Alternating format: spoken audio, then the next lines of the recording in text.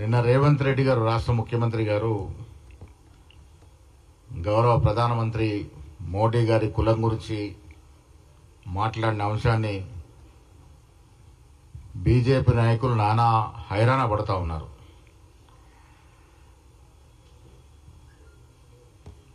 రేవంత్ రెడ్డి గారు మాట్లాడింది మోడీ గారు పుట్టుకతో ఓబీసీ కాదు, 94లో వారు మోడీ గాన్సీ అనే కులం తేలీ కులాన్ని ఓబీసీ జాబితాలో గుజరాత్ ప్రభుత్వం చేర్చడం జరిగింది. తర్వాత 99-2000 సంవత్సరంలో జాతీయ స్థాయిలో కూడా ఈ కులాన్ని అగ్రవర్ణం కులంగా ఉన్న తేలీ కులం మోడీ గాన్సీని బీసీలో చేర్చడం జరిగింది. ముఖ్యమంత్రి గారు అన్నది కూడా మోడీ గారు పుట్టుకతో బీసీ కాదు, లీగలీ బీసీగా 94లో కన్వర్ట్ అయినారు. ఇదే విషయాన్ని బీజేపీ ఎంపీలు కూడా అంగీకరిస్తూ ఉన్నారు. అది అరవింద్ కానీ కిషన్ రెడ్డి కానీ వారు కూడా చెప్తుంది మోడీ గారి యొక్క కులాన్ని 94లో ఓబీసీలో చేర్చినారని. ఇవాళ మోడీ గారు పుట్టుకతో బీసీ కాదు, లీగల్లీ కన్వర్ట్ అయినటువంటి బీసీ, దాని కారణంగానే ఓబీసీ ముసుగేసుకున్నటువంటి మోడీ గారు ఈ దేశంలో బీసీల కోసం చేసింది ఏమీ లేదు, కేవలం ఓబీసీ ముసుగేసుకొని 11 ఏళ్ల పాటు నేను బీసీని అని చెప్తూనే బీసీలకు మాత్రం చేసిందేమీ లేదు. మేము ఈ రాష్ట్రంలో రాహుల్ గాంధీ గారి ఆశయానికి అనుగుణంగా కులగణన చేపడమే కాకుండా అధికారికంగా శాస్త్రీయబద్ధంగా కులగణన చేపట్టి ఈ రాష్ట్ర జనాభాలో ఏ కులం ఎంత మేరకు ఉందో తేల్చి చెప్పిన ఘనత కాంగ్రెస్ పార్టీది, కాంగ్రెస్ ప్రభుత్వానిది. ఎన్నికలకు ముందు కామారెడ్డిలో బీసీ డిక్లరేషన్ నేనే ప్రవేశపెట్టడం జరిగింది. దానికి అనుగుణంగానే మేము ఇచ్చిన మాట ప్రకారం కులగణన చేసి ఈ రాష్ట్రంలో బీసీలు మైనార్టీ కలుపుకొని 56% పైన ఉన్నారని అధికారిక డాక్యుమెంట్ ఇవ్వడం జరిగింది. ఇది స్వాతంత్ర భారతదేశ చరిత్రలో మొట్టమొదటిసారిగా జరిగినటువంటి సంఘటన. ఇది ఏ రాష్ట్రం కూడా సాహసం చేయలేకపోయినటువంటి అంశాన్ని అధికారంలో ఉన్న కాంగ్రెస్ పార్టీ తెలంగాణలో కులగణన చేపట్టి ఎస్సీల యొక్క పాపులేషన్ శాతం, ఎస్టీల పాపులేషన్ శాతంతో పాటు అన్ని కులాల యొక్క పాపులేషన్ పర్సంటేజ్ని బయటపెట్టడం జరిగింది. ఇది దేశ చరిత్రలో కొత్త అధ్యాయం, చరిత్రలో లిఖించగినటువంటి అంశం.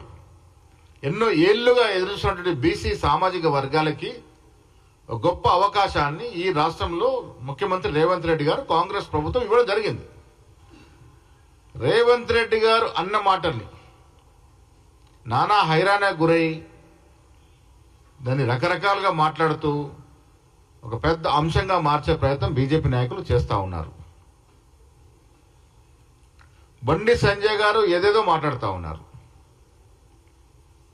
సంజయ్ గారు మీరు పుట్టుకతో ఓబీసీ, తెలంగాణ రాష్ట్రంలో ఓబీసీల కూటమిలో పుట్టినారు. నేను మిమ్మల్ని మీ ద్వారా ప్రధానమంత్రి గారిని అడుగుతా ఉన్నాను, బీజేపీ కేంద్రంలో ఉన్నటువంటి ప్రభుత్వం ఓబీసీల కోసం ఈ 11 ఏళ్లుగా ఏం కార్యక్రమాలు చేసింది? ఏ రకంగా ఓబీసీలు ఆదుకున్నారు? మీరు ఎలాంటి సంక్షేమ పథకాలు ఇచ్చినారు? విద్యాపరంగా, ఉద్యోగపరంగా ఎలాంటి అవకాశాలు ఇచ్చినారు? ఇవన్నీ లెక్కలు చెప్పాల్సిన అవసరం ఉంది. ఇవాళ మీరు చేయరు, చేసేవారిని చేయనియరు.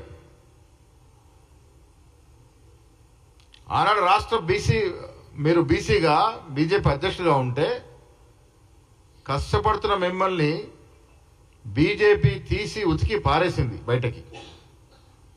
అది బీజేపీకి బీసీల పట్ల ప్రేమ. మీతో కష్టం చేయించుకొని తీరా ఎన్నికల నాటికి మీరు తీసి బయటేసింది.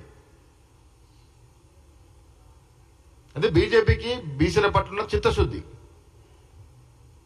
ఇవాళ నేను మీ ద్వారా మిమ్మల్ని కూడా అడుగుతా ఉన్నాను. ఓబీసీ బిడ్డగా మీరున్నారు, కేంద్రంలో ప్రభుత్వం ఉంది, రేపు సెన్సస్ జరగబోతా ఉంది. నిజంగా మీరు ఇన్ని మాటలు మాట్లాడుతున్న మీరు బీసీల పట్ల మీకెంతైనా చిత్తశుద్ధి ప్రేమ ఉంటే జరగబోయే సెన్సస్ లో కులాన్ని చేర్చండి. తద్వారా ఈ దేశంలో బీసీలో మన సంఖ్య ఎంతో తేల్చాల్సిందిగా మిమ్మల్ని మీ ద్వారా ప్రధానమంత్రి గారిని కోరుతా ఉన్నాను. ఇలా రేవంత్ రెడ్డి గారు రెడ్డి అయి ఉండి కూడా తెలంగాణ రాష్ట్రంలో రాహుల్ గాంధీ గారి యొక్క ఆశాన్ని పూరించే విధంగా సాహసోపేతంగా కులగన్న చేపట్టడమే కాకుండా 42% రిజర్వేషన్స్ కి అసెంబ్లీలో బిల్లు పెట్టి చట్టబద్ధత ఇస్తామనే మాట చెప్పడం కూడా జరిగింది. ఇవాళ మిమ్మల్ని బండి సంజయ్ గారు, కిషన్ రెడ్డి గారు జవాబు ఇవ్వాలి.